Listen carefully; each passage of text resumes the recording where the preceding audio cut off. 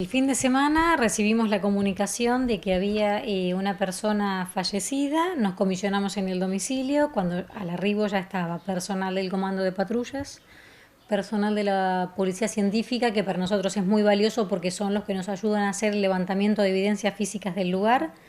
y personal también médico, como para poder establecer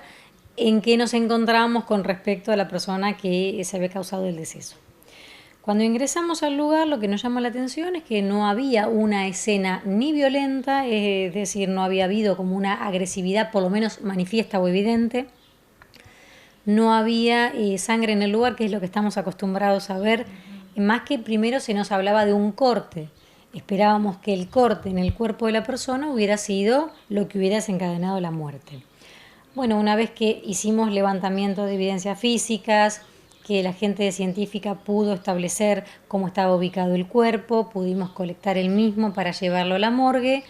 empezamos a barajar más de una hipótesis, que es lo que se hace en estos casos, empezar a trazar las teorías del caso para ver a cuál nos apegamos de acuerdo a lo que son evidencias materiales, son rastros objetivos. Mientras tanto, el otro ocupante de la residencia estaba en el hospital siendo intervenido porque tenía cortes profundos en zona del abdomen, que es una zona vital, además de tener cortes en el cuello y en las piernas. En el lugar pudimos ver a simple vista sustancia estupefaciente en recipientes. Eso nos llevó a la determinación de convocar al agente de narcóticos para que pudiera venir con los químicos que nos permiten hacer los test reactivos y para saber con el test orientativo si realmente era sustancia estupefaciente o se trataba de otro tipo de sustancia, y efectivamente pudimos confirmar en el acto, cuando le pusieron el líquido reactivo, que se trataba de cocaína. Además de cocaína, en el lugar había gran cantidad de pastillas recetadas, cajas por todos lados, barbitúricos. Lo que me llamaba la atención es que no había alimentos, por ejemplo. Es decir, siendo dos personas jóvenes, yo pensaba, bueno, evidentemente no se alimentaron, pero sí estuvieron con esta situación de consumo. Y en el lugar la temperatura era elevadísima. Vieron que el sábado hizo temperaturas muy altas y en el lugar realmente era muy difícil soportar ratos largos. Teníamos que estar por momentos, salir afuera y volver a ingresar porque era muy sofocante el calor. Así que mientras la otra persona estaba siendo intervenida quirúrgicamente por los cortes profundos en su abdomen, se va la persona fallecida, el cuerpo sale a la morgue y quedamos más que nada sujetos a las resultas de la autopsia. Mientras tanto, vamos recabando entrevistas con vecinos, que es lo que nos interesa, saber si escucharon una discusión, gritos, saber un contexto previo, y la realidad es que los vecinos nos alegaron que nunca hubo problemas, nunca escucharon nada, ni siquiera una voz elevada, con lo cual un poco también nos empezaba a llamar la atención de que hubiera habido mínimamente un pedido de ayuda, un grito, una discusión. Una vez que terminamos de relevar el lugar, que podemos cerrar y dejar preservado ese sitio, esperábamos la confirmación de la autopsia. La autopsia al día siguiente lo que arroja es que la muerte se produce por sobredosis y que el corte que la chica presentaba en el cuello era un corte superficial, no había lastimado ninguna arteria importante, de hecho el sangrado era muy escaso, solamente en la remera, en la parte de atrás. Entonces,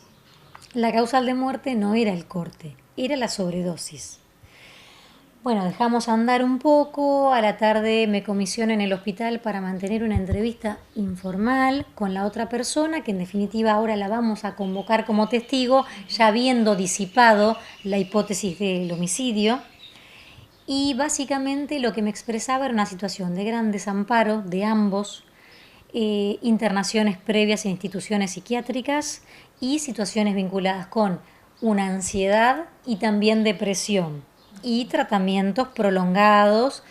y de parte de la persona fallecida un consumo problemático que se venía sosteniendo a lo largo del tiempo, que es una problemática que la estamos viendo últimamente. Es decir, sin importar la índole del hecho que se desarrolla, sin importar el tipo de bien que se afecta en los delitos, hay por detrás situaciones de consumo problemático. En el día de ayer, este chico, una vez que nosotros terminamos con la medida de incomunicación porque ya no teníamos sospechas que recaigan sobre él o un criterio como para mantenerlo detenido, le hacemos quitar las esposas, le sacamos la custodia y él en un momento se escapa, vuelve a su residencia y otra vez quiere comenzar a matarse. Él todo el tiempo alega que él no quiere vivir, con lo cual fue inexorable llevarlo nuevamente al hospital para ser intervenido por psiquiatría, y en el día de hoy lo que se estableció fue la internación involuntaria en los términos de la Ley de Salud Mental, que permite que ante un caso en que una persona evidencia un riesgo grave e inminente para sí o para terceros, el criterio es la internación. El tiempo por lo pronto no se sabe, pero sí el chico va a estar internado porque es muy posible que ni siquiera tenga capacidad psíquica de culpabilidad. Así que él va a recibir una medida de seguridad, un tratamiento de la parte de psiquiatría de Liga, y por lo pronto seguimos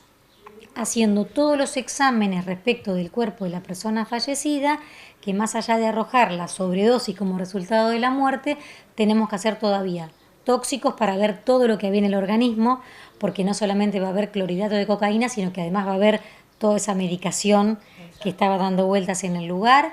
y además tenemos que hacer histopatológico para establecer sobre pool de vísceras, taco de piel y cerebro qué es lo que podemos encontrar que esté corroborado con el resultado de la autopsia.